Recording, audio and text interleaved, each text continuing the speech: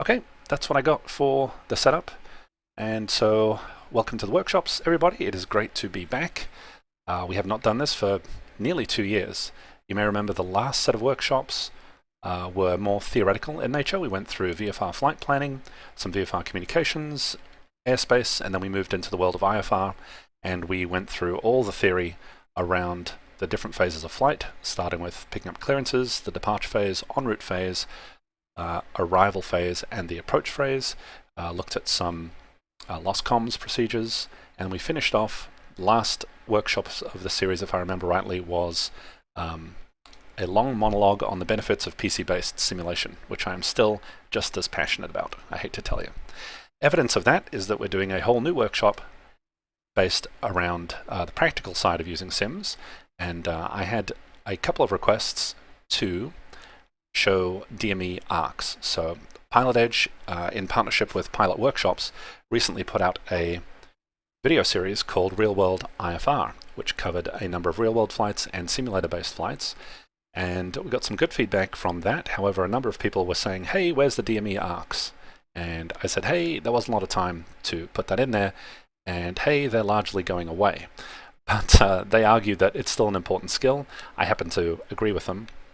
And so I thought, what the heck, when we're kicking off the next series of workshops, which are going to be practical in nature, why don't we start off with DME arcs, since there's at least 3 people out there who have an appetite for it.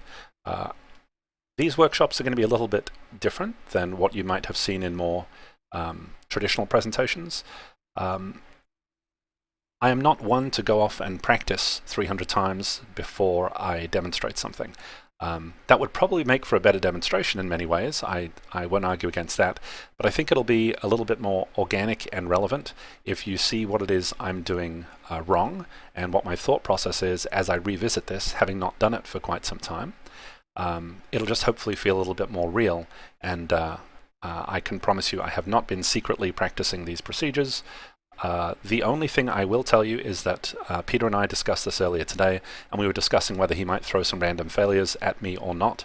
And the one thing we did decide is that for the purposes of this demonstration, it would be best to not have random failures. So to be completely honest and straightforward about what preparation we have or haven't done, that is the only thing we have coordinated, is that he's not going to mess with my airplane as I fly on PilotEdge. So he's not going to fail the DME, for example, which would really put a dampener on flying a DME arc. So other than that, what you're seeing is going to be me basically sitting down to do a practice session and try flying DME arcs, which I really haven't got to do in real life. I didn't get to do at all during my instrument training.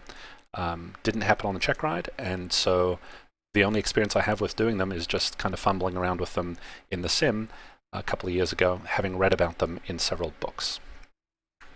Okay, so the sequence for tonight, I have two goals. The first is to take off from a non-towered airport, the beloved Hoffman Airport over here. It will be flown on PilotEdge, just so we do a little bit of work with comms, and it'll be a nice end-to-end flight. That's the other thing I'm also a stickler about. I like to start on the ground and finish on the ground, because practicing takeoffs and landings in a sim with reasonable fidelity is never a bad idea. So while it would be more time efficient maybe to start in the air, I am not going to break my rule, and I'm going to start on the ground. It kind of gets you into the mindset of flying the plane. That way, when I go to fly the arc, all my muscles have warmed up, my flying brain is going, and I've already been flying the plane for a couple of minutes from the very beginning. Okay, so step 1 is going to be to fly VFR and just do some VFR air work essentially, and fly a couple of DME arcs for my initial practice. And once we're happy with that, we're going to move on to the practical side of flying a DME arc, if there is such a thing, which would be typically on an approach. So we're going to shoot an approach down at Yuma, Arizona, which is a joint use field. It's a Marine Corps air station, if memory serves, and also civilian facility. And they have a beautiful DME arc over there with a twist. So I did fly this, let's see, maybe a year ago, this approach, and I did learn something from it. And fortunately or unfortunately, depending on how you look at it, I remember what that twist is, so I won't be surprised by that, and I will point that out once we get there. But again, just to be clear, I have not flown many DME arcs really in total. I don't think I've done more than, I don't know, maybe 6 or 7 in total.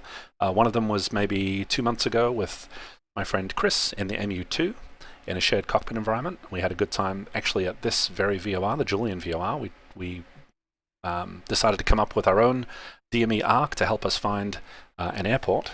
And just to give you some context about what I'm talking about, here on the top left we have the Julian VOR, and southeast of it here in the valley at the bottom right of the map we have the Rancho Valecito Airport, and we flew a DME arc. Let me zoom out. Arriving from the north up here around Warner Springs, we joined, I think it was the 20-something DME arc, and flew it clockwise all the way down to here until we were basically had a view of the Rancho Valecito Airport. We didn't have GPS. Yes, we could have gone straight to the Julian VOR, joined a radial outbound to Rancho Valecito. It would have been faster and easier, but it wouldn't have let me practice DME arcs, would it? So you don't always have to fly a DME arc in an official capacity. You don't have to be shooting an approach. You can always just join one radial and fly it to another. So for those who aren't familiar, let's see. Hang on. Before I continue, Skyjock said, I wish there was a cursor or pointer over the iPad. I apologize for that. I actually should be doing that. But ever since I got the GTX 970, I've noticed my mouse cursor has somewhat disappeared. So I'm sorry about that. I'll keep that in mind then, and try not to refer to the pointer if you cannot see the pointer. Okay. All right, so what a DME arc is, let's talk about what it is theoretically. DME arc is a curved path that is flown at a constant distance from a fix. So an example of a DME arc, if you wanted to visualize one, is this 10 DME arc around the Julian VOR. And quite nicely, or quite handily, there's a compass rose displayed there for us. So if you pictured starting on the 360 radial at 10 DME, you'd be right where it says 0, and you could fly that clockwise in a circle, just like you're going around a clock face through the 10 degree radial, 20 degrees radial, 30, 40, 50, 60, all the way around. And that would be what the arc looks like in terms of path over the ground. How that is flown using traditional navigational equipment actually varies. Let's take the RMI, which is a beautiful piece of equipment, highly undervalued in the instrument world. Let's ignore that for a moment and deal with what we have in this airplane, which is essentially a VOR receiver. VORs are not really good at helping you fly a curved track over the ground. So what you do, just like in 3D modeling world, you divide the curve into a series of straight lines. So the idea is that we will essentially fly perpendicular to a radial. So normally you're used to dialing in a radial, getting it centered, and flying whatever heading you need to either fly towards the station or away from the station on that radial. With DME arcs, you do exactly the opposite. You actually would fly perpendicular. So when you're flying a DME arc, especially with an HSI, you're going to see my HSI in this position a lot. So I need to know which radial I'm on at any given time. I'm either going to be heading towards or away from a radial at any given time, but I'm going to be doing it at a 90-degree angle. And by doing that, I should not be getting any further away or any closer to the station at any given time. So the goal of or the level of precision we're looking for, the PTS calls for plus or minus 1 nautical mile.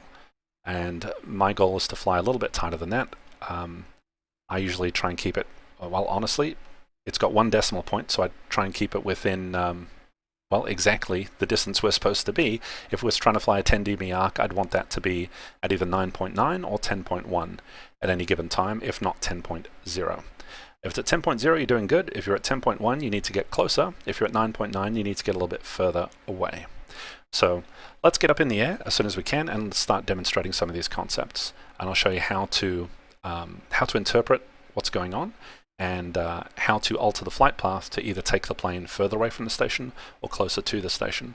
And once we've got the basics worked out, you know what I think I'll do, honestly, at that point, we'll go shoot the approach to go put this into practice or find a real application for it.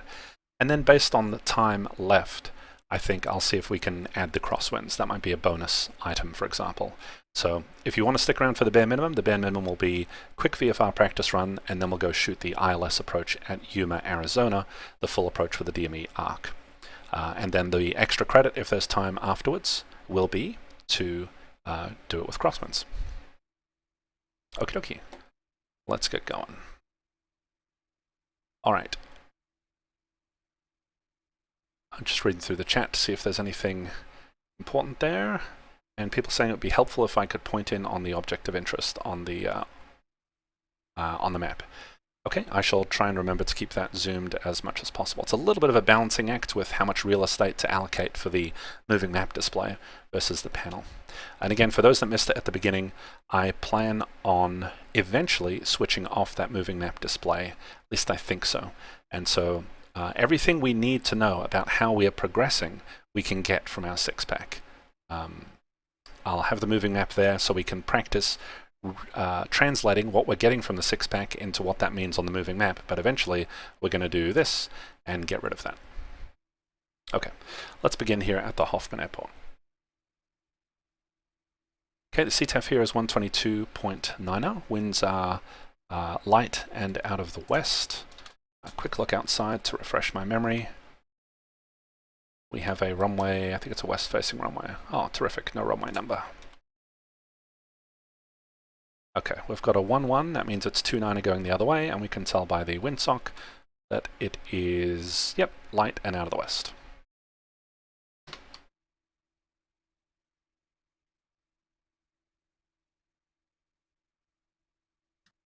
Okay, so we'll get rid of the static elements, assume the pre-flight's all done. Okay, those are apparently not something we can turn off, that's great. Well, I know that once we start switching stuff on, they go away. San Diego International Information Lima. 1800 Zulu weather. Sky conditions 3900 scattered. Visibility more than 10. Temperature 18. Dew point 9. We said it's 122.8. Wind 280 at 9. Altimeter 2995. Arriving NB. Okay, that's done. Let me just see if this gets rid of the static elements. Nope. Does anybody know in the Coronado Baron how to get rid of the static elements?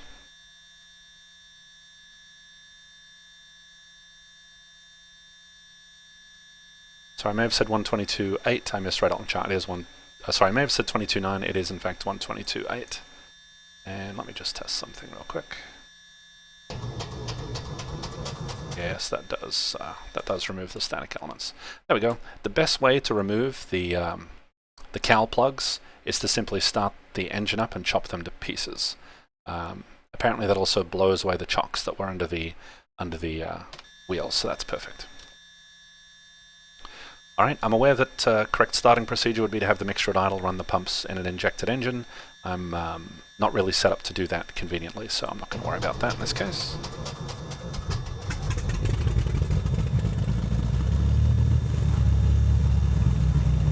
Okay, got a good start on one. Also, we'd never do that with our avionics off.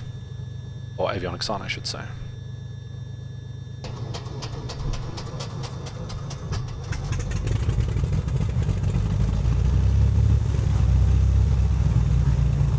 Okay, got a good start on both engines. The annunciators are out. We have everything in El Grino.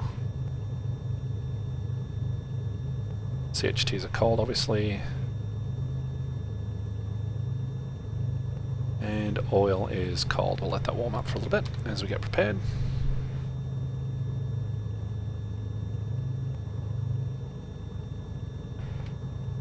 Okay, now I apologize, it's going to be difficult for me to keep up with the chat in terms of questions.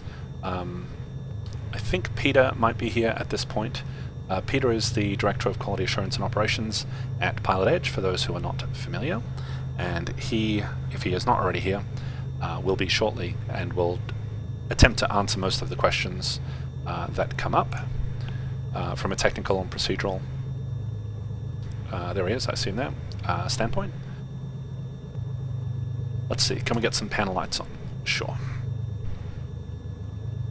Okay, someone said when you lock the VOR, can you zoom in on the DME? Yes, as I said, once we get flying, this is the view I'm going to be flying on, which hopefully is sufficient in terms of the DME readout right there.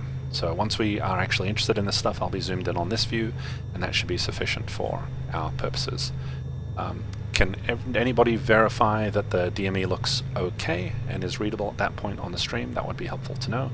I've left that up for enough time. Hopefully that would be good enough, and you can let me know. And let's see what we can do in terms of lighting.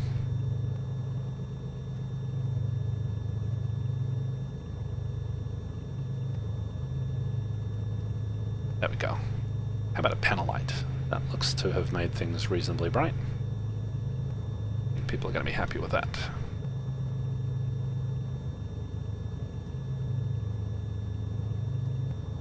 Okay, transponder on, and life is good. Alright, so let's depart out of Hoffman. Field elevation's 3,100 feet. That looks like it's worked out nicely. And I plan on tracking the Julian VOR, which is 114.0.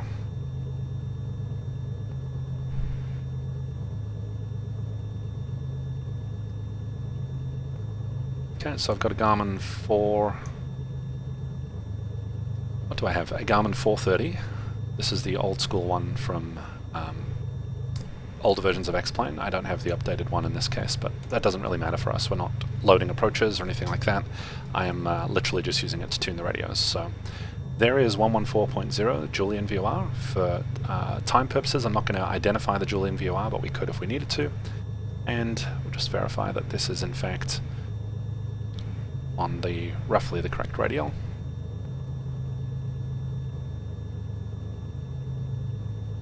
Okay. I'm a little surprised by that distance. Give me a moment here. 8 nautical miles. That does not seem right. I don't think Hoffman is 8 nautical miles unless we're on the TAC chart.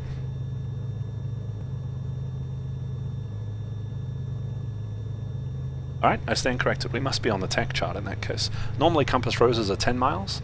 I suspect we might be on the TAC chart right now. As you can see by that scale, we are indeed 8 miles from Julian. So, had a moment of panic there. I'm thinking, well, we're off to a bad start if the DME is off, but that's correct.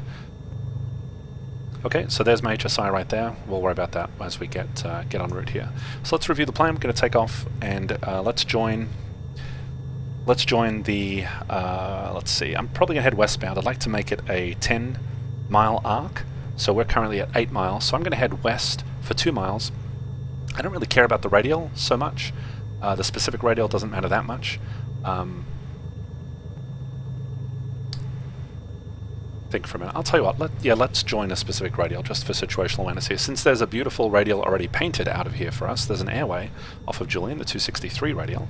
How about we join that? So I'm going to take off, head north, join the 263 radial, outbound, get to 10 DME, and then we'll honk a right turn, and we'll basically maintain 10 miles from Julian through the arc all the way up to the 360 radial. Okay, let's start with that.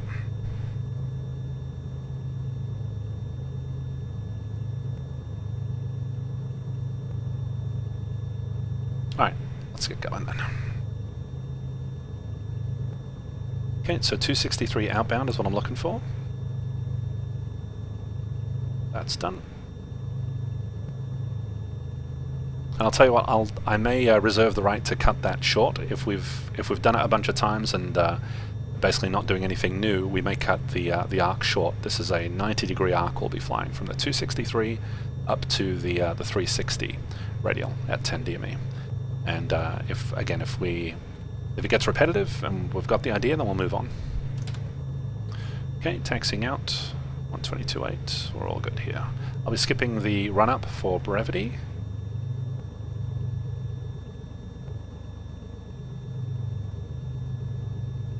Okay, now it looks like we have a quick back taxi to do here, so I'll pull up to the edge right here, check finals clear. And for those that aren't already aware, we are flying on the PilotEdge network, so this is the PilotEdge Workshop, but we're also using the PilotEdge service in this case, and we provide ATC and traffic for flight simulators. So one of the reasons I do like to start on the ground, as I mentioned earlier, is that I can also incorporate comms, and airspace awareness and traffic scanning and all of that good stuff that you should be doing on every flight into the simulator. So the only traffic I see is a black 4-door sedan. Guess the feds are after me yet again. Alright, final appears to be clear both sides, so we'll make the call that we're going to back taxi runway 29. Hoffman traffic, Baron, back taxi, runway 29er, Hoffman. Okie dokie.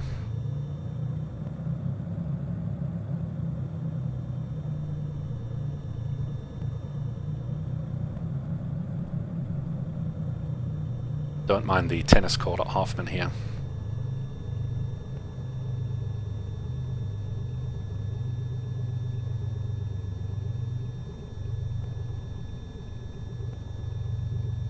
And for those that are asking about number of radios in X-Plane, it is possible to listen to PilotEdge on one radio and monitor the ATIS on a second radio.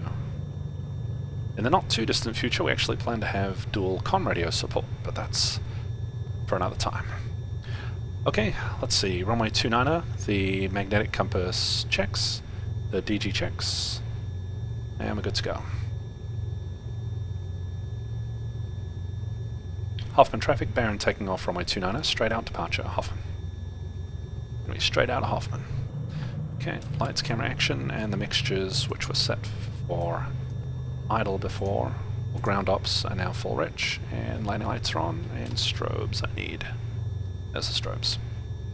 And off we go. Everything's in the green. Airspeed's alive.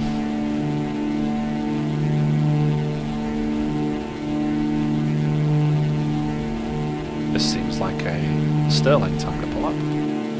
Off we go. Pause a brake, gear coming up.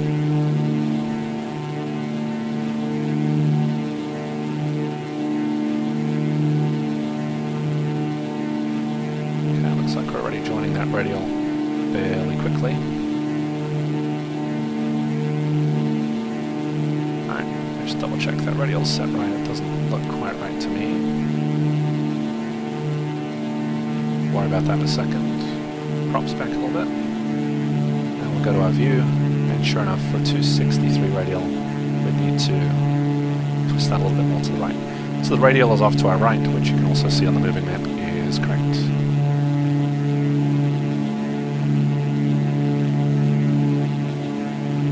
Right, back inside, got some terrain considerations, we'll keep an eye on that from time to time.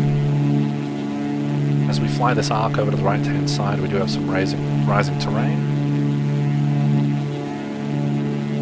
Okay, start pulling the mixtures back a bit.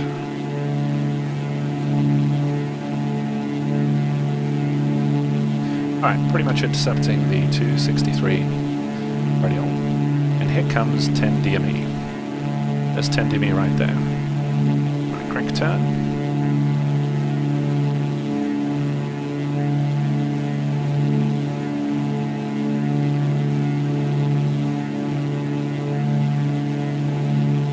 Okay, the 10 DME came up fairly quickly, so we took 0.2 of a mile to complete that turn right there. Now we're going to twist this another 10 degrees, so instead of 263, let's make it 275. I'm just going to fly basically perpendicular now. Okay, so I'm flying whatever I need to do to keep that 275 perpendicular. That'd be about 005-ish. Okay, we're on 010 right now. Let's bring it to 005. You can see my distance is 10 nautical miles. Now it's 9.9. That means we are creeping towards the VOR. We're inside the desired heading. That's the terminology I use. We're either inside or outside of where we want to be. And as you can see, we're now crossing that radial. Before hurriedly turning to the next one, since I'm inside a little bit, I'm actually going to wait until we get back to 10 DME before I then start the next turn. Now, give me a moment. I don't often do this, but let me just pause it for a moment. I'm just going to try and reduce the engine volume. I suspect that's a bit loud. Okay, hopefully that's better for everybody.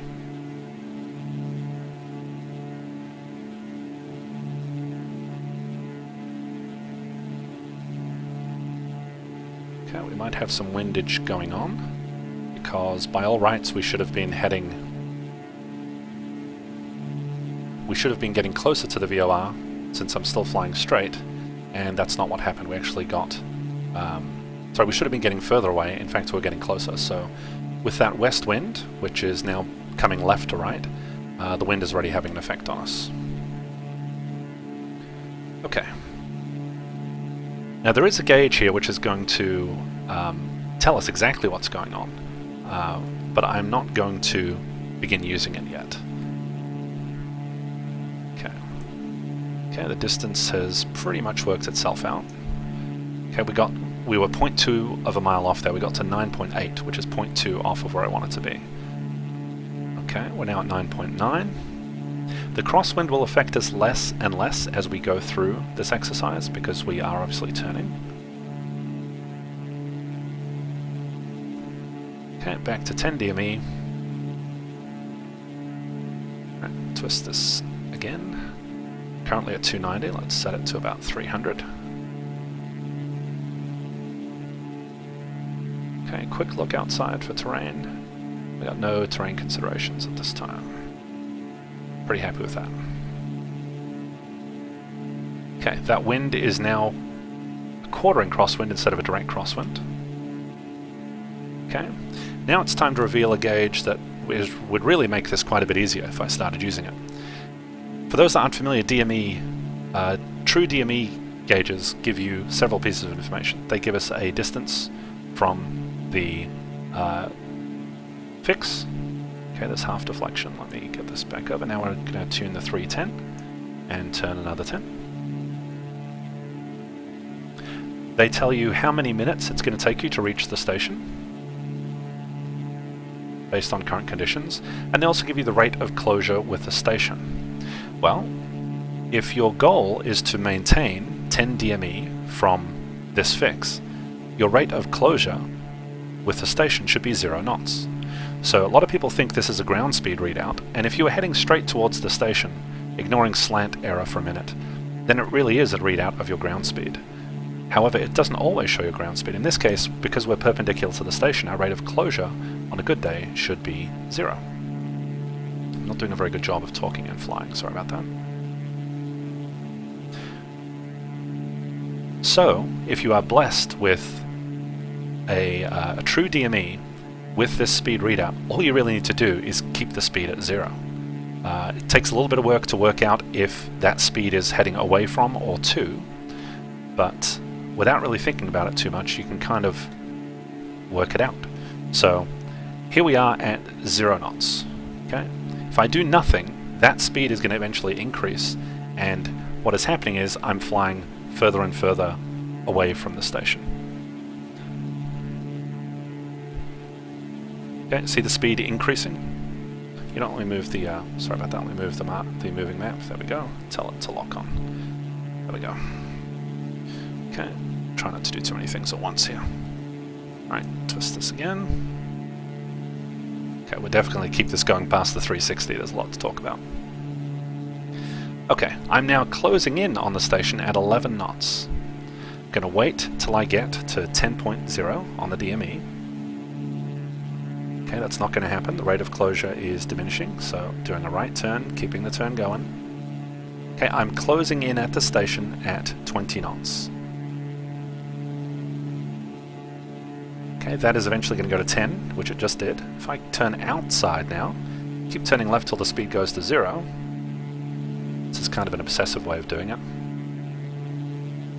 Okay, 5 knots, 4 knots, 3 knots, 2 knots, 1 knot, turn inside, and now we're only doing 3 knots. Okay, here we are coming up on our 360 radial. Okay, I'll keep going for a little bit more. Let's go out to say the 040 or something like that. So you can really, if you want to, you could literally just use the DME, set the target radial that you're really interested in. Let's say it is the 340. Hang on a minute. Why is this not allowing me to turn? Just a minute. My needle was somewhat broken there. Okay, let's set this to 040 as my target. It's kind of a non-standard way of doing it, by the way. If I now literally just fly the speed, by fly the speed I mean this rate of closure with the station. Now I'm closing in at 10 knots. Don't really want that. Let's get it back to 0. Okay, what radial am I on right now? Couldn't tell you, don't really care. I'm just waiting for this needle to center, and at that time, I know I will be on the 040 radial. Okay, this is sort of a non-standard way of doing it. If you just want to fly by speed alone, you can do it this way. And as you can see, I am keeping it, now that I'm actually paying a bit of attention to the speed, I am keeping it at 10.0. Again, PTS is calling for, I'd want to see that between 9 and 11. Okay, again, if I do nothing, typically that number is going to start, over time it will increase. You'll eventually get further away from the station. If you're not sure whether you're inside or outside, quite honestly, turn one way a little bit, and if the number goes the wrong way, I hate to say it, just turn the other way. It's really pretty simple. Okay. Here comes the 040 radial. I'm going to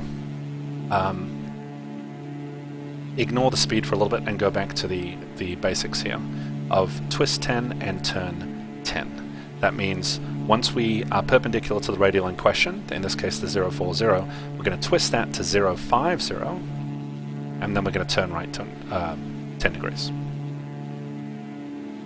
Okay, so there we are through the 040. I'm now going to twist to 050, and I'm going to turn 10 degrees. Okay, I'm no longer paying attention to the speed down here. Okay, there's my 10 degrees. And quick check outside. Terrain looks good in all directions.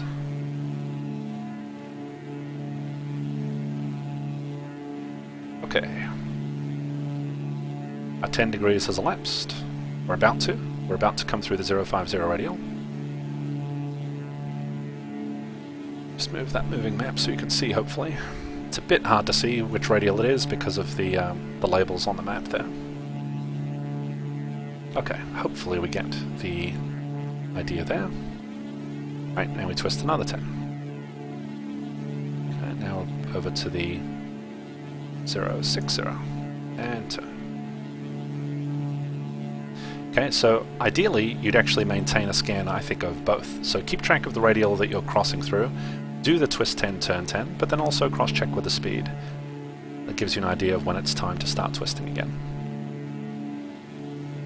Alright. There we go. So we just flew. I'm going to pause it here, which I really don't often do, but I want to make sure I can actually talk coherently. And look at that. Of course I pause it, and now I can't talk coherently. It just feels so strange pausing the sim, honestly. The number of times I pause when I'm flying is almost none, unless the house is practically on fire, or one of my children is on fire, possibly smoking. Okay, so we flew the 10 DME arc, starting at Hoffman. Zoom it out.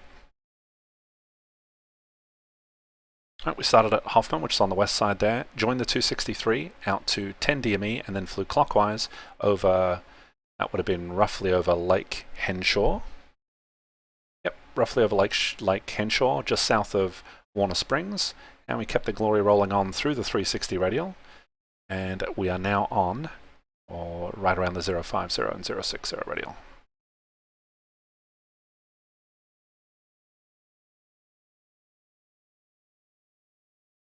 Alright, hope that was helpful. We can move on to shooting this as part of an approach. So for time reasons, my time estimation in the workshops is usually fairly disastrous, especially when I've been out of it for a while, and I haven't done one of these in quite some time. So I'm going to try and keep moving things along, so there's a lot to get through. Let's go and apply what we've just done over at Yuma, Arizona.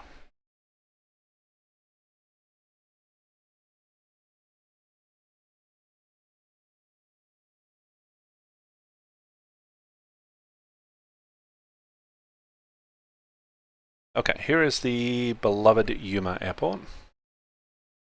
And who cares where the airport is? That doesn't really matter. Let's look at the plate we're going to be flying. And in the meantime, I'm going to disconnect from the network. You know what? I just remembered what it is I'd like to really do, which is, let's have a look at the arc. This is a tool which hopefully will help. Take off the iPad display for a moment, and let's just look at what we did. So this will give a bit more context before I relocate the sim and we lose all this work. That is the summary, which is pretty much as we discussed. Out of Hoffman.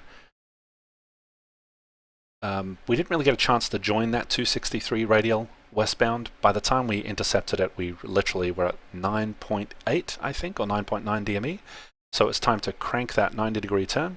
And from that point on, you can see we flew what, at initial glance, looks like a circle. In fact, it is it's a mix of both. When I was flying speeds, it's really more circular. So this tail end of it, just northwest of Landellis here, you'll notice that it is really quite a continuous curve, whereas the earlier part of the arc, especially when we zoom in, is really a series of straight lines. So there's a straight line. Warner Springs glider port is about halfway along one of the straight line segments. Then there's another straight line segment to Zasog, etc. It really doesn't matter whether you're flying it as a continuous turn or twist 10, turn 10 with straight lines. From a practical standpoint, ATC does not care, and really do whatever is most natural for you. But that's what we did. Flew the arc, and there it is, depicted quite nicely on that map. All right, cool. Let's move on to this. So you can see this, what we just practiced here. Why is that relevant? Well, if we look at the approach plate, guess what we're going to have to do? Looks sort of similar, right? Okie dokie. Okay, so we're disconnected from the network. Very good. Let's pick an airport, which is just west of where we need to be. I'm going to use Holtville. Now, Holtville, I believe in the real world, is actually closed. I am well aware of that, so obviously don't do this in the real world. Don't go to a closed airport. Do check the NOTAMs. But this is not a workshop on everything you need to do for real-world pre-flight planning. So the only disclaimer I'll put in there is that I am skipping certain steps that you would do in real-world.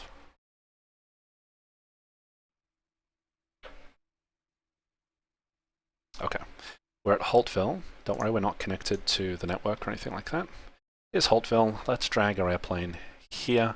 We don't have scenery for this airport, so this is stock X-plane. No one's actually built this airport in X-plane, I should say, so it has a generic taxiway, which does not match real world at all. So I'm just going to put us essentially holding short of the west-facing runway. That's a good start. Okay, let's get connected to the network. Okay, so again, for those who are not familiar with PilotEdge or online ATC, the simulator was in standalone mode, and now I've connected it to PilotEdge, so there will be other traffic and possibly other people in the area. I am going to pick up an IFR flight plan, and we are going to bring the weather down. That was part of the plan for the workshop. So I'd like to file. Let's pull up the low en route.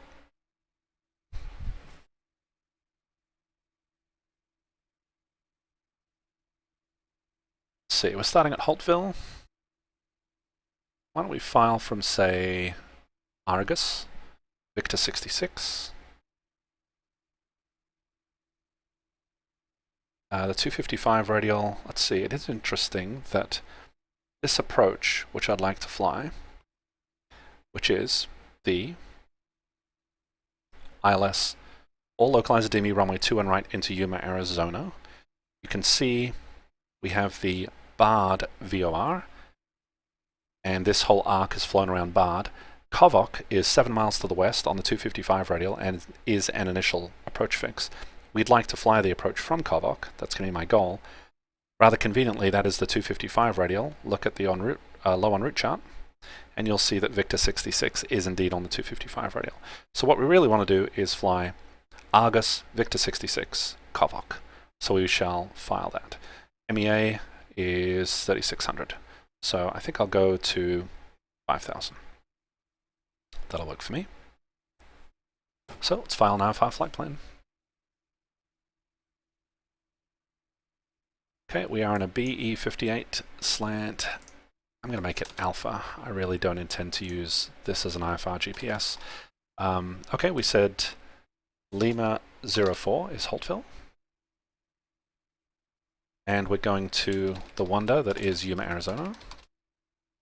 And I said we'd like to do Argus, Victor 66, Kovok. Okay, we're going to go to 5,000, 190 knots. For brevity, I'm not going to go through alternate planning.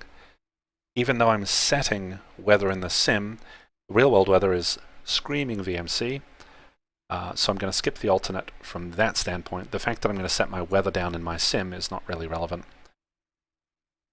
Okay, so Argus Victor 66, Kovok 5K, 190, no alternate, and remarks. Request localizer. No, not localizer. ILS, runway 21 right. Full approach. Outstanding. The rest I'm going to skip. The en route hours. Oh, you know what? We'll put it in there. Let's do it. Doesn't hurt. So Lima 04. To Argus. To Victor 66 to Kovok. To Yuma. Go. Victor 66 doesn't contain Kovok. Is that right? That seems harsh. Sure looks like it does.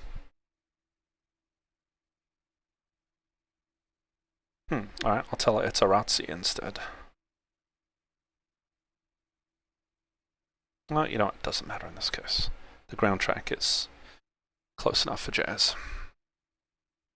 To find out why that is, that it didn't think Kovok was part of it.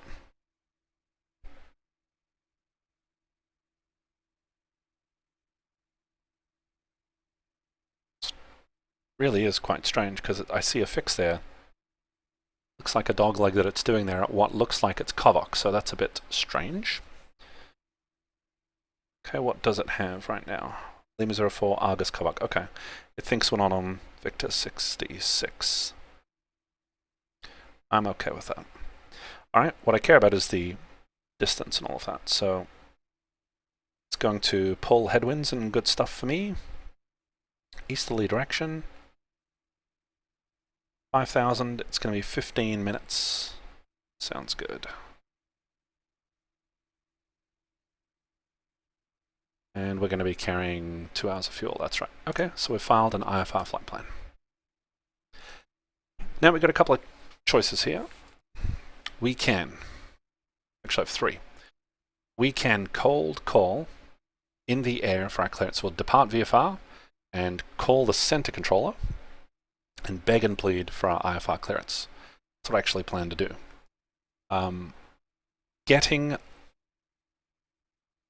in touch with the center on the ground at Holtville here may be possible. We'd have to look through some frequencies and find out if they have an RCO or anything like that here. I will do a quick look at that. I really don't want to spend too much time on this, but it can be interesting to kind of put it all together. Okay. No, there is no approach and departure frequency listed around here. So there is no RCO or GCO or anything like that. So from a practical standpoint, talking to the center from the ground here is going to be difficult. At best, you could call the clearance delivery line on a phone, which is essentially a branch of flight service. Flight service will then call ATC on your behalf. ATC will issue the clearance to flight service. Flight service will relay the clearance to you over the phone. If you don't like the clearance, tough. There's no way you're going to be able to negotiate it because you're not really talking to the controller. You're talking to flight service. So it is clear in a million here right now. And so let's do it this way. Let's depart VFR and we'll call the center controller in the air and then we'll bring the weather down. So we'll get the best of both worlds. We'll show you a VFR departure and picking up the clearance in the air, and then we'll bring the weather down to make sure I'm not cheating on the approach. Although, let's be honest, if I fly the entire approach on this view, it doesn't matter whether it's clear in a million or down at minimums. I can't see squat anyway. Alright, so we are connected, we're all good there. About the only thing I'd like to know is what frequency we could call on to get service around these here parts. I suspect we might be a little bit too far west of Yuma to deal with the approach over there. Let's see. Nearest airport with an instrument approach would be Imperial County. So I'm going to click on that guy. Airports. Imperial County. Sorry, as I picked it up, I lost it. There we go. Details on Imperial County. Scrolling, scrolling, scrolling.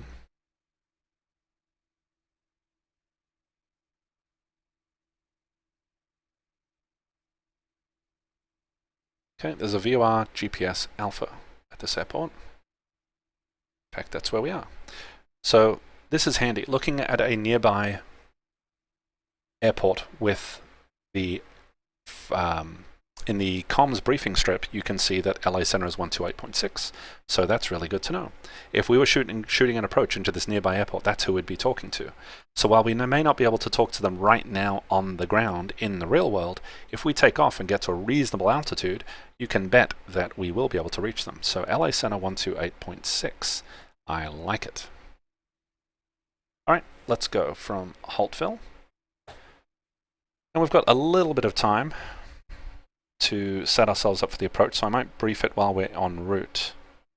Let's see, this leg is 45 nautical miles. We've already shaved off 10 between this VOR to the west, which is Imperial, and Argus, so we've got about 35 or so en route, minus the 7 over there is about 28. So we've got 28 miles.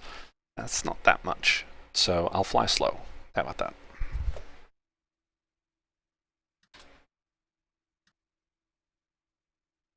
Okay, so let's get the engine going again. Same deal as before. Alright, I see Peter is managing the chat here. I assume he's on top of it, so I will stay out of it. Okay, let's go with the avionics off. We'll be a little bit more kind to the airplane this time. Just make sure my fuel is where I said it was.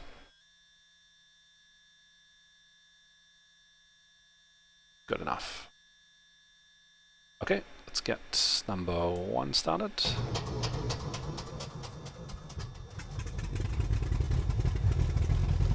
Do like that sound, won't lie. Quite nice. Okay, and 2.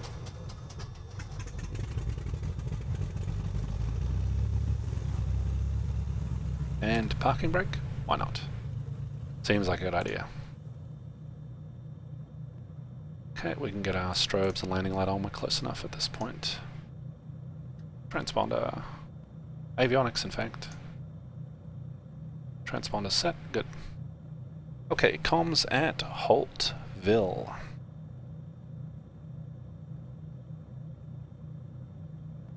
One, 2, 3.0.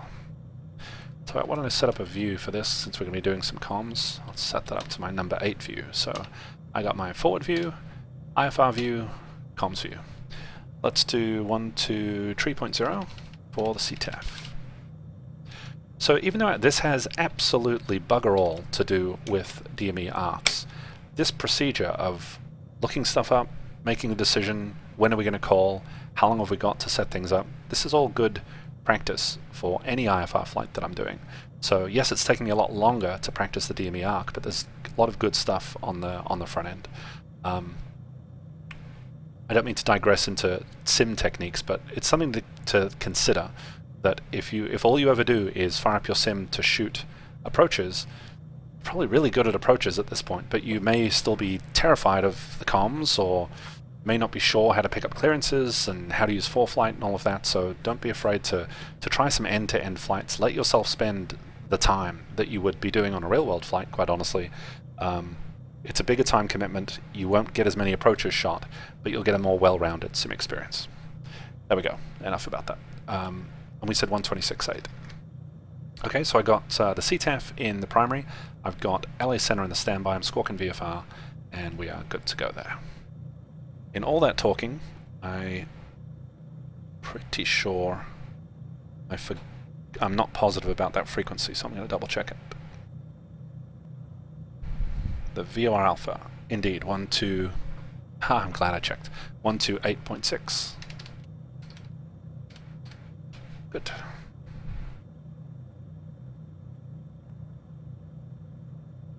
Okay, there's one more thing we can set up on the ground. Let's set up our intercept here. So I'm good now on the VFR sectional. Now we are departing VFR. Don't think that just because we've filed an IFR flight plan, we can now go jumping off into towered airspace or through restricted areas and things like that. So let's just see if there are any airspace considerations departing out of Holtville. Certainly there was restricted area just north of here, but we will be south of that, so that's not an issue. Let's see, controlled airspace doesn't start till 2500 MSL instead of the usual 1200 for where we are. And the only class Delta airspace I see is El Centro Naval Air Station, or airfield in this case, I'm guessing, way out to the west. So I got no airspace concerns at this point. Let's just set up the radio to be able to join the Imperial 115.9 074 radial. So 115.9 074.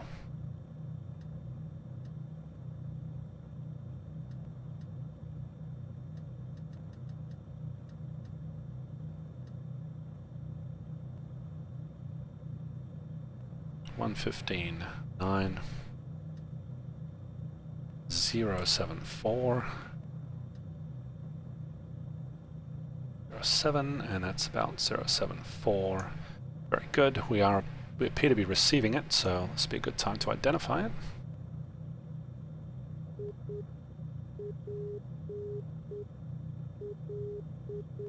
Okay, very good.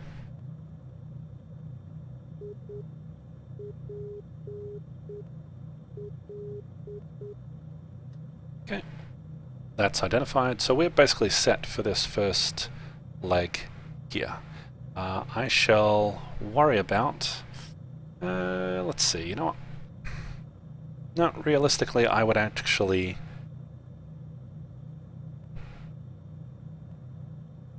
I'm not going to worry about setting everything up right now. Let's get up in the air, and we will take care of it in the air. Alright, so my plan is to depart VFR and then call for a clearance in the air with the center control.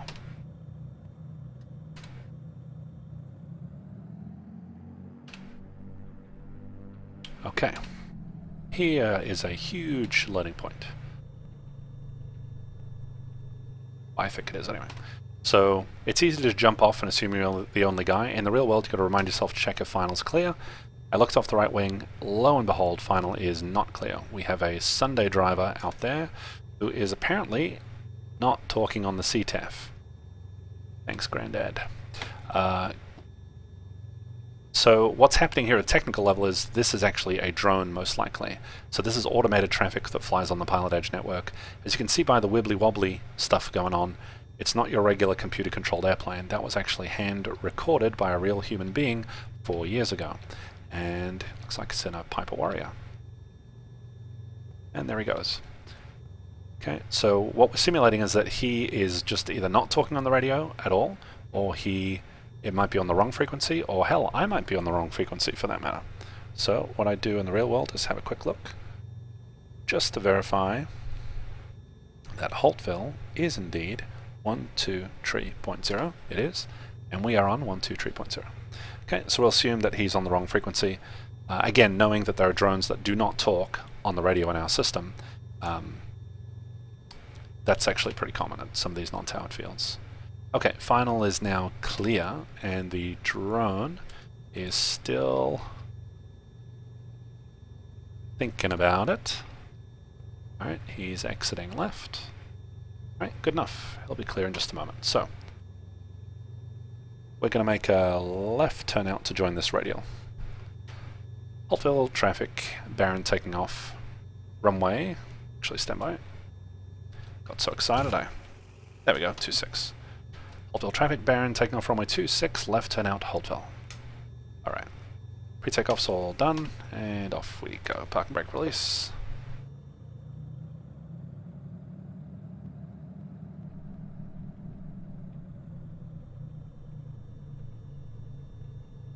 To the person asking about graphical ODPs, we actually have a workshop on ODPs. Definitely look through the workshop history, and there's a lot of detail there on those.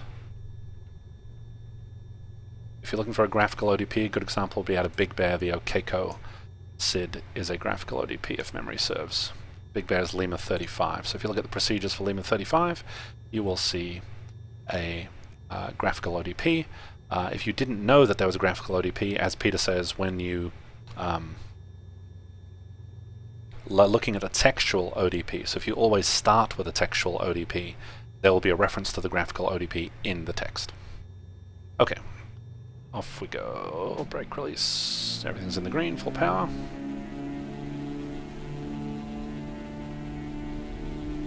Speed's live.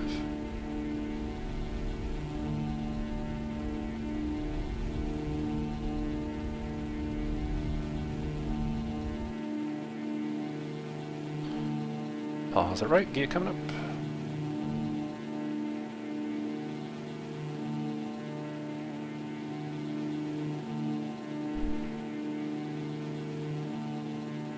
Okay, after takeoff. Props back.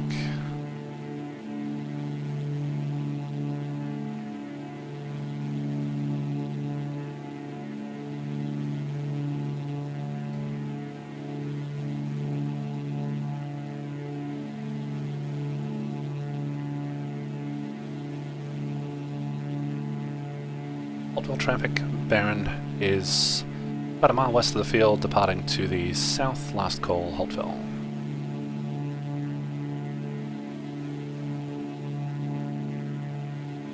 Okay, now we'll swap to 128.6, that's done.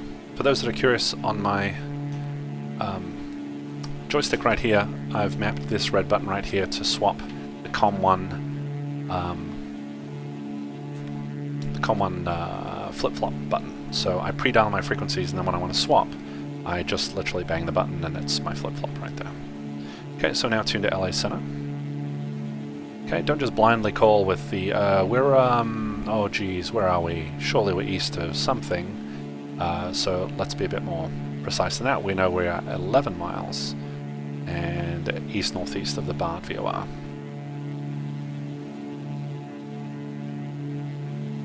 LA Center, Baron 132 Kilo Tango, 11 miles east of Bard. Like to pick up my IFR clearance to Yuma. Correction,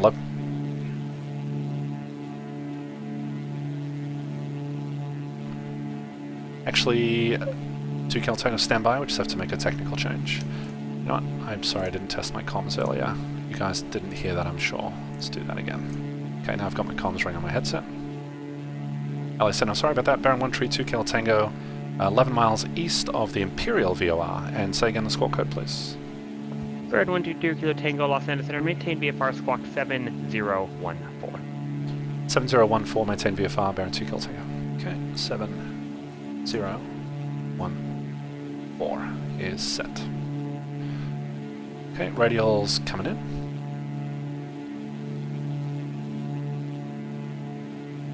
We're maintaining VFR. That doesn't mean we have to fly straight and level, so let's join the course, which we inevitably would have had to join anyway.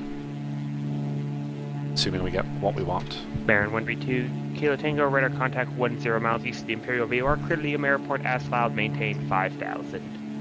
Okay, clear to Yuma as filed, maintain 5,000, Baron 2 Kilo Tango. Baron 2 Kilo Tango, read that correct, Yuma altimeter 2975. 75, Baron 2 Kilo Tango. Right, let's get that altimeter. American 1436 Heavy, request clearance to John Lee.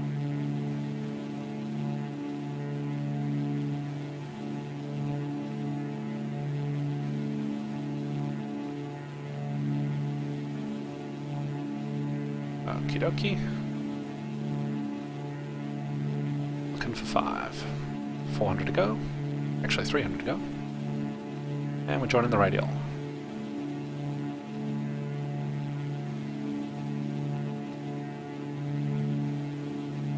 Las Vegas clearance, American 1436 Heavy, request clearance to John Lee. American 1436 Heavy, Las Vegas clearance, good evening, clear to the Santana Zone Airport, McCarran 4 departure, Hector transition, then as filed. climb via SID, departure frequency 125.02, squawk 2211. Cleared to John Wayne, McCarran for departure, transitioned in as filed, con via the SID, departure frequency 125.02, squawk 2211, American 1436 Heavy. American 1426 Heavy, feedback correct. Oh, it's 074 radial. Okay. Bear 2 Kilo Tango, contact Yuma approach 124.7. 2470, yeah. Baron 2 Kilo Tango. Okay, 074. For the radial, that would explain why we're slightly north, just looking at that moving map display. That explains why we're slightly north of the radial, had the radial not dialed in exactly right. Okay, and 124.7.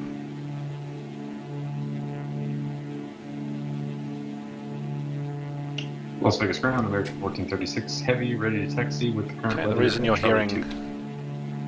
American 1436 all Heavy, this Las other Vegas, traffic is 25 because right this taxi controller is via working everything by himself right now, so 25 we've right via Charlie. set up a series of American repeaters on 1436. PilotEdge so that you can hear the other traffic without to reduce the number of blocks.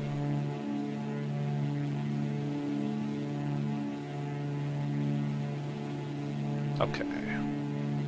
You may approach Baron 132, Kilo Tango, level 5000, negative ATIS. Baron 122 Kilo Tango, Yuma approach, rest of Yuma's reporting wind 18010, altimeter 2975 and advise if you have a approach request.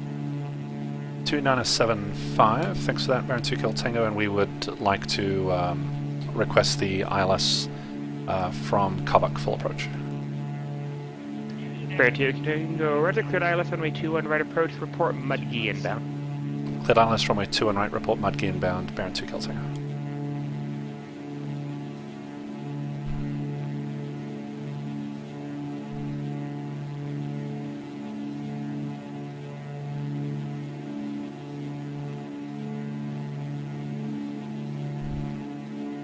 Alright, let's see. So we got a couple of things to work on here. We'll get the weather set down in just a little bit. Wind's 18011, so we've got 10 knots out of the south, which is nice. That means we'll get blown around a bit during the approach. We've been cleared for the approach. No altitude restrictions. That means we can descend to the MEA on this airway. I have two concerns right now. One is we're not really briefed for the approach yet, so I'm going to give myself a bit of time right now and just slow down. We'll get the autopilot on, so for now I'll just do the wing leveler and get that engaged. Let's engage nav mode real quick. So I'm going to use the automation to my advantage here. Okay, there goes nav mode. That's going to trank that radial for us. And it's just going to hold, let's just have it hold current altitude. There we go. And that's all set. And the next thing I'm going to do is also slow down. That's done. Okay, just a quick glance visually says that we are about just under halfway between Argus and our and Kobach. So we've got a little bit of time, but I'd rather give myself a fighting chance here to get briefed for the approach. And we knew this was going to be an issue, right? We said we could have briefed the whole thing on the ground if we wanted, but I wanted to get started here. So first things first, I think someone else was talking. I didn't get the frequency. this leg is... Delta 186 contact Oakland Sorry, this Center segment is 45 miles 133.7. long. There is no changeover point defined. Therefore, 22.5 DME is the changeover point. We have passed 22.5 DME, we're at 25. So first things first, let's swap to BARD for our primary course guidance here. And the radial here is 255. It's one radial, 1 degree off compared to what we had before. So at 116.8. Oakland Center.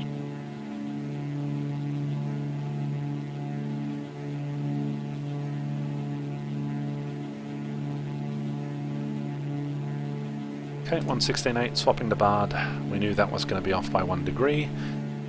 Magnetic variation was pretty much bang on. Okay, that's set. So now we're tracking to BARD. 19 miles to go. To BARD, but we're going to have to stop before BARD, so let's get that identified.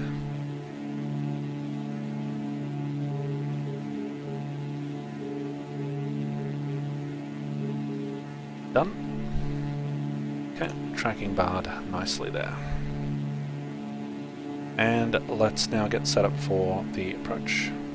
Got my plate binder. Here we are.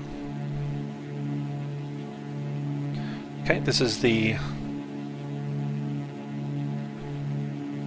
didn't work too well. There we go. Alright, this is the ILS or localizer DME runway 21 right. Excuse me.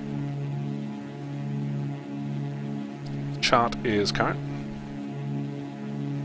Localizer frequency is going to be 108.3. We'll get that set in the standby.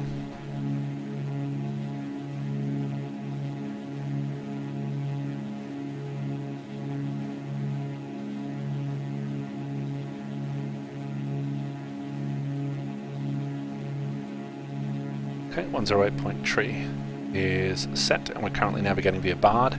Just a quick heads up, we're at 16.5 DME. We're going to be joining the 7 DME arc, and he said to report Mudgee inbound, which is where we terminate the arc and join the intermediate segment heading towards Yuma. Okay, let's get through this. Final approach course is going to be 213. Can't do anything with that right this second. We got tons of runway available, not an issue. Airport elevation 213. When these things are in op, okay, those don't apply. There's a Mulza. Missed approach is going to be climbed to 900, then a climbing right turn, 3600 direct BARD, and via some radials to Cat C. Okay, so it's BARD. Alright, so we're just going to need BARD on the mist, which we'll already have in the standby, so that won't be a problem. Okay, comms, the ATIS he already gave us. We're already talking to Yuma.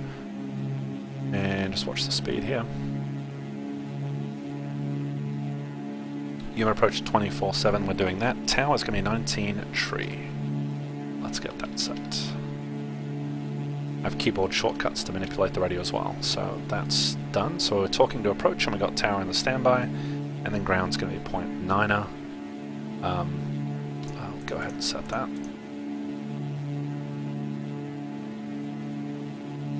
Delta 187 and maintain 50200.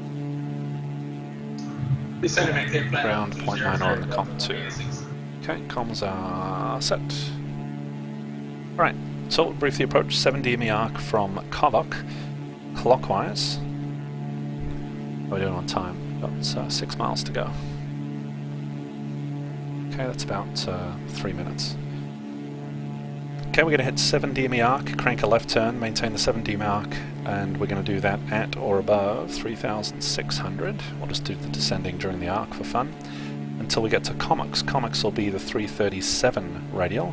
That will be the time to step down to 3,100, continue the arc all the way around, lead radial 053, and we can begin the turn shortly after the 053 radial. That lead radial generally gives you a 2-mile lead prior to the next course to intercept, so we'll do a little bit of a right-hand turn after crossing the lead radial to intercept the localizer. Here's what's cool about this approach real quick. The distances, D home right there is identified at 6.9 miles. The question being 6.9 miles from what? It's from NYL, which you can see on the chart is the Yuma TACAN. And of course the Yuma TACAN frequency is, and you can repeat this until you're going insane.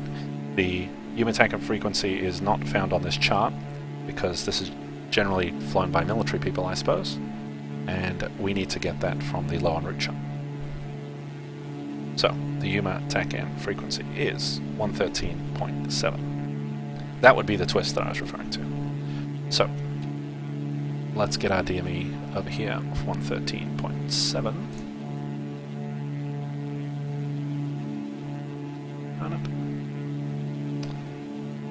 Well, that didn't go too well.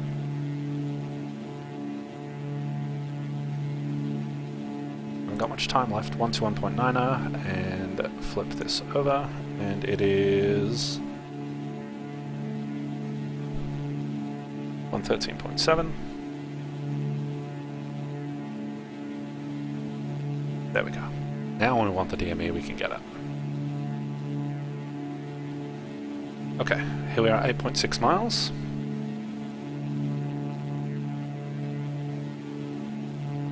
Just about time to do it, wouldn't you say? Okay, let's take out the autopilot. It's done. A little bit of trim required. You know, I'm going to leave the weather just as it is, honestly. This is pretty much like being an IMC right now. I do have a ground reference out there, but that's not really in my scan, honestly, and doesn't tell me a whole lot anyway. So here we go, 7.5, 7.4, 7.3, etc. Let's get the turn going, and let's get perpendicular. A little bit late on that turn, obviously. Okay, descending left turn, we will rejoin El Arco. Okay, you can see the speed dropping off on the DME readout. That's our rate of closure to the station.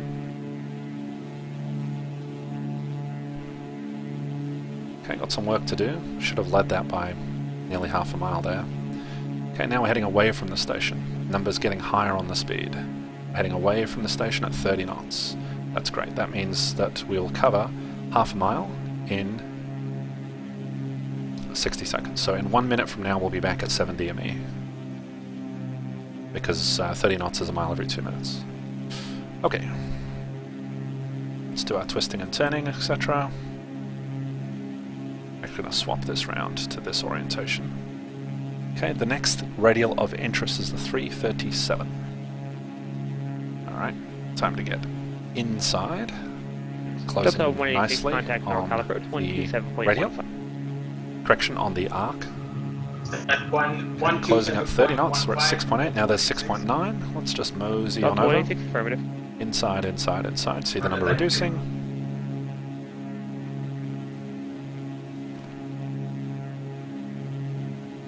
Okay, we are now moving away from the station at 15 knots. There's 7 DME. Okay. Delta 186 checking in at flight level 200. Now the goal is to try and keep this pretty close to 0 knots, as we talked about. 10,000 and 250 knots. San Francisco altimeter 2992. And again, what do I care about? I'm caring about Comox, 10,000 feet. which is a 337 radial. Thanks, altimeter 2999. Okay, I'm currently passing through the about to pass through the 295 radial.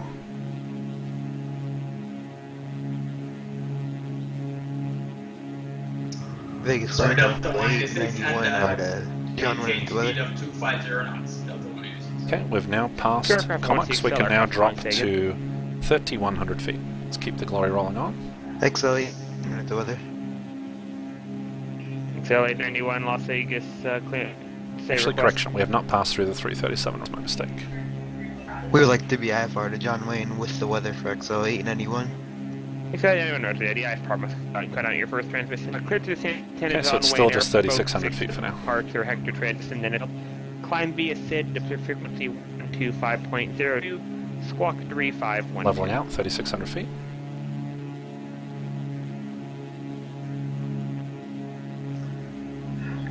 Clear to John Wayne Airport via Boat 6 departure, Hector transition, file and climb via SID, departure frequency 125.02, Wow, the Boat 6 departure, squawk they've upnumbered the, XL891. They've upnumbered the Right, SIDS at anyone Vegas. Guess the new AIRAC just came out. Okay, 7 DME. 0 knots. Twist. Okay, now interested in the 325 radial. That means we're coming up on Comox pretty soon.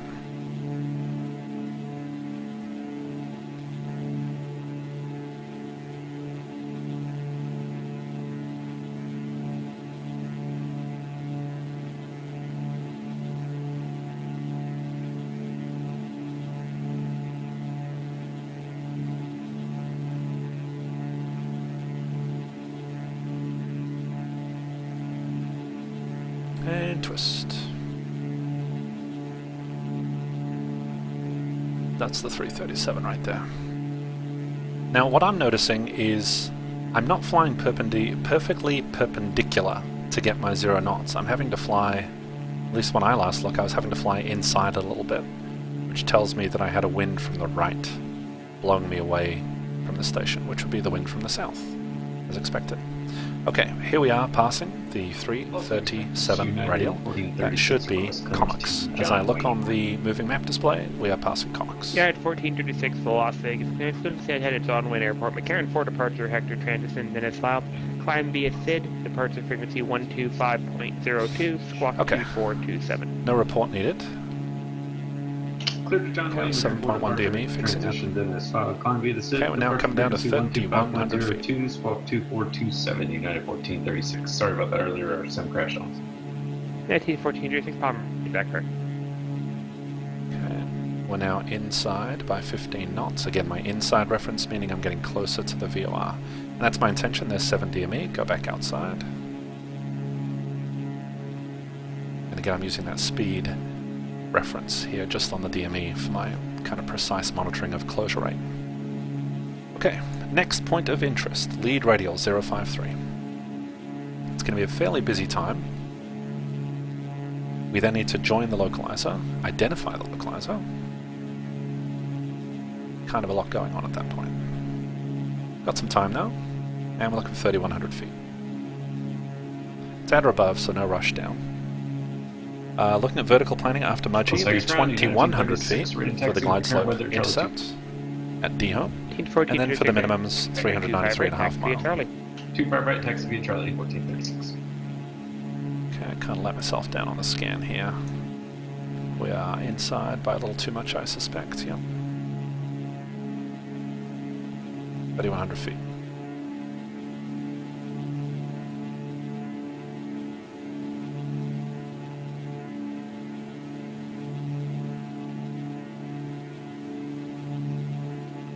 Okay, quick sanity check for the world around us. Very good. Plane's not on fire, we're not inverted or anything. Okay, we need to come outside, we're at 0.9, which is not really acceptable, so going to drift outside. There's a 10 knot drift towards the outside, there's 7, so now we're fixed.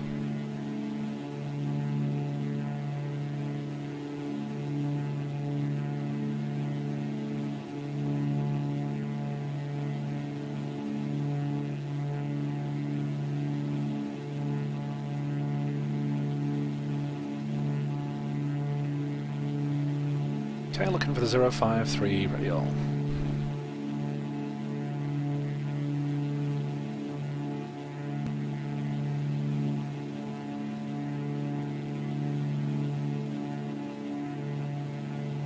Las Vegas Tower, United 1436. Only short runway 25 right at Bravo. Then 1436 Las Vegas Tower, wind 20 Time check, 14 gust 11:30, runway okay. 25 right, clear for takeoff. 25 right, clear for takeoff at 1436. Okay, tune to about the 037 radial, so 20 degrees to go or so, actually 15 degrees to go.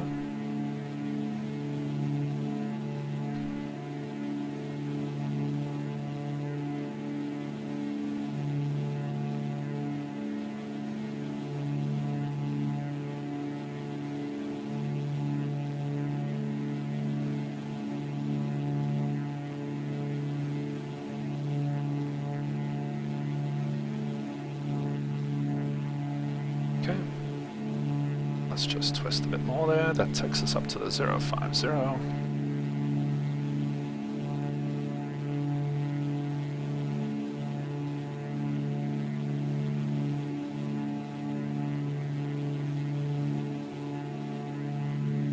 Alright, 053 is coming up shortly. That'll be our lead radial. I'm going to make a right turn to intercept the 213 course. So I'm going to plan on about a 190 or so heading for the intercept. So we're going to abandon the arc at that point and we need to join the localizer. Okay, here is the lead radial. That's it there. Okay, so we've got 2 miles to join at this point. So it's not a huge rush. Let's change over to the localizer, 108.3, get that identified. Tune in final approach course, 213.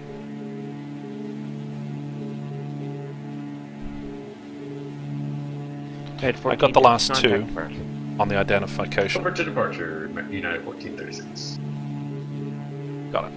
Okay. Las Vegas departure 1936 at 3,600. That's Convy identified.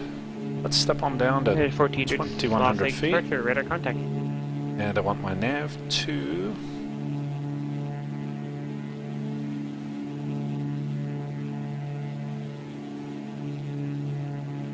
I want to swap to nav 2 for my DME. It's done.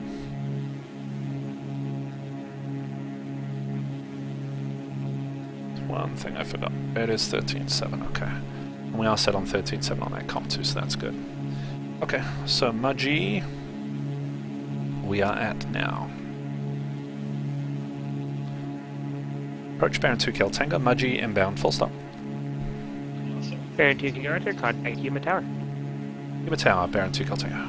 Okay, swap to tower, no need to look at the frequency, it's already pre-dialed. Joining the localizer, dropping to 2100 feet. And now we're looking for 6.9 DME on my nav 2 right there. 133.905, Delta 186.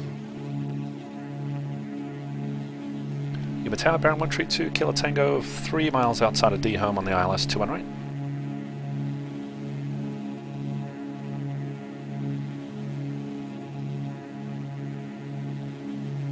Delta 186 checking it at 10,000 feet.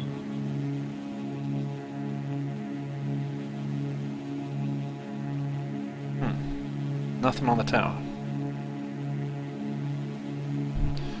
19.3 we said, right? Ah, we got 18.3. Runway 28 left. 18.3, that's not going to work, is it? Delta 186.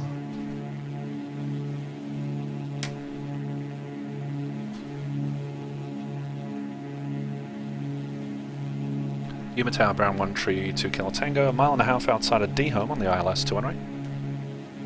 Baron 122 Kilo Tango, Yuma Tower, runway 21 right, clear to land. Wind 18010. The land 2 right, got the winds, Baron 2 Kilo Tango.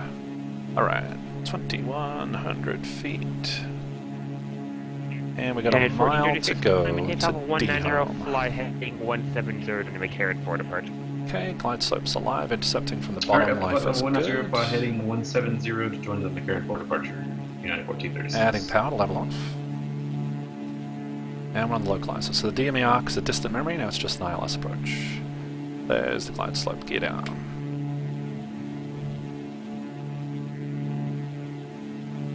Okay, we'll drop into 393 feet. Okay, D home, altimeter checks, 2100 feet, 6.9 DME, glide slope centered. So I have an altimeter I can trust. And we're looking for 393 feet, so at this point we're just flying a standard ILS approach.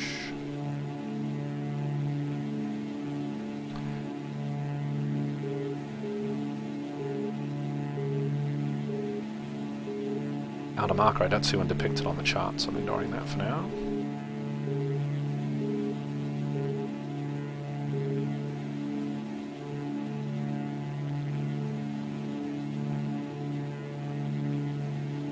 Little high, fixing.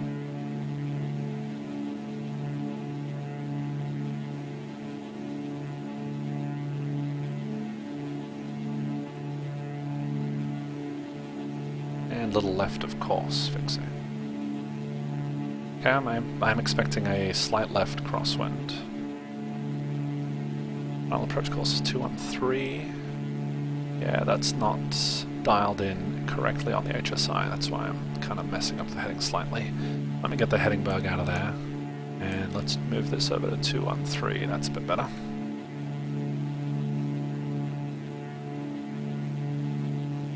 Okay, coming left. That would be the left crosswind now, kicking in, reducing power slightly. Okay, 1250 feet, looking for 393. Obviously my aileron trim's not awesome because I just looked down to recheck my minimums and found myself in about a 20-degree right bank. So San Francisco, clearance delivery, Skylane 7391 Papa.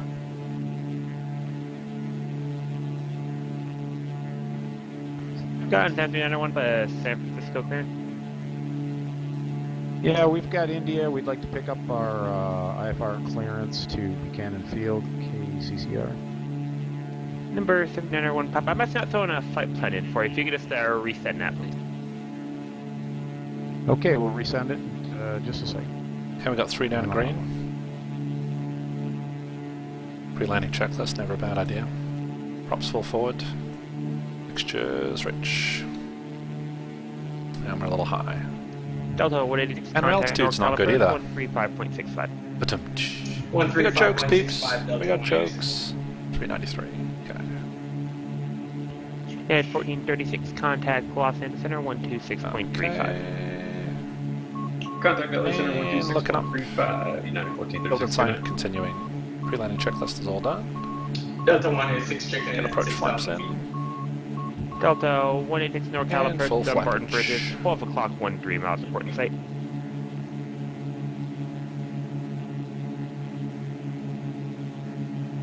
Los Angeles Center Airport United inside, 1436 Delta 14,300, calling flight level 190. And 1436, Los Angeles Center, climate tape altitude 230. Up to flight level 230, United 1436. And Delta 186 NorCal approach, your stepped on, say again.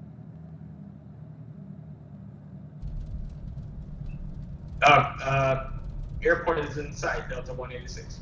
Delta 186, that's a clear tiptoe visual runway 28 left.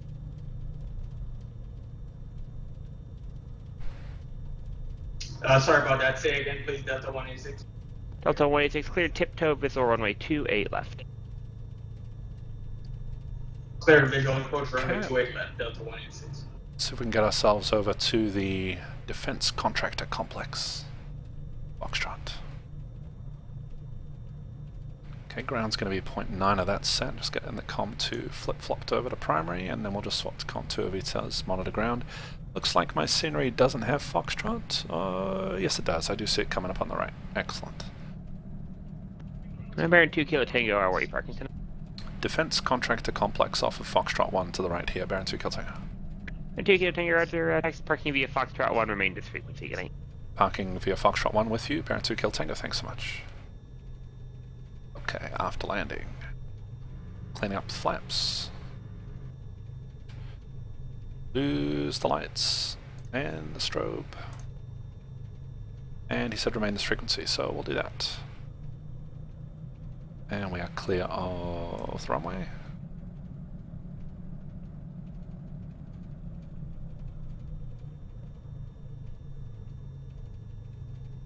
And here we go. Nothing to be learned really by taxiing straight ahead much longer, so Pilatus, 1 2 Papa pull over Darling, right here IFR and to stop the Avalon, airplane. ready to copy. Alright. That was good times right there. Plus Avionics 1 2 on. Papa Charlie, send over. There we go.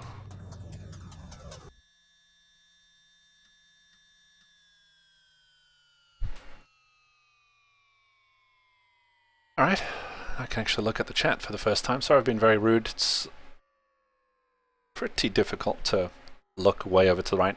You can probably see by the webcam, this is where I have to look to see my chat. It's practically in another zip code. Let's see how we did.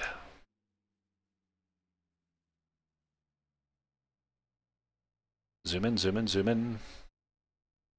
There be the arc.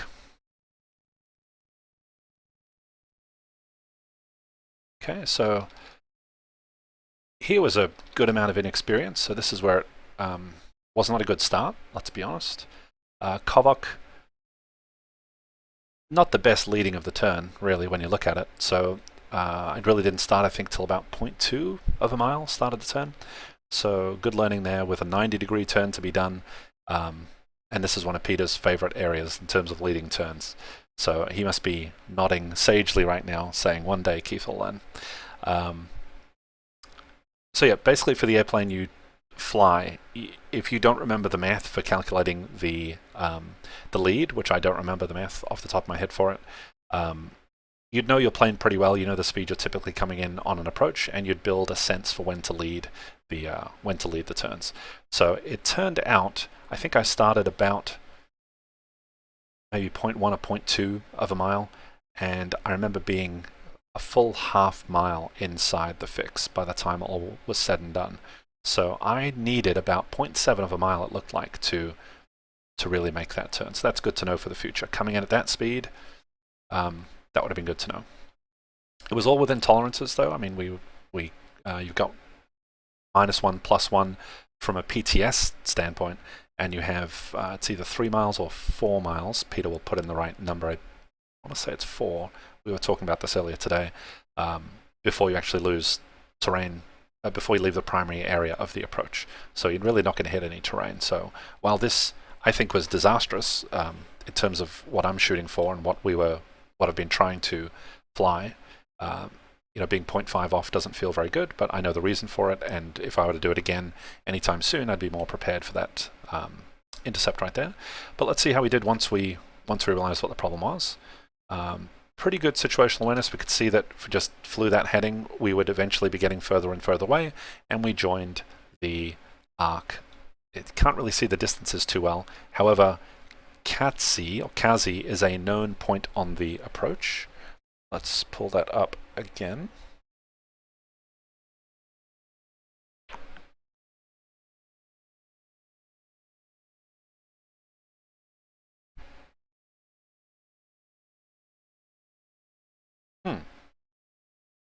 Well, that's a little bit weird. Give me a second.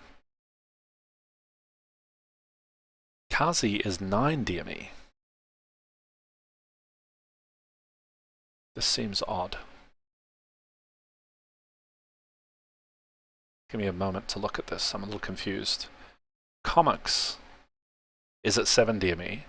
It's actually not in this database. And there's Kazi. I suspect there may be a problem there. I will look at this later so we don't waste too much time, but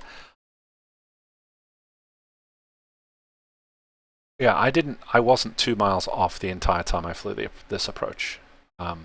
So not entirely sure why it's showing Kazi there. This is what I'm obsessing over, is this, if anyone's not clear.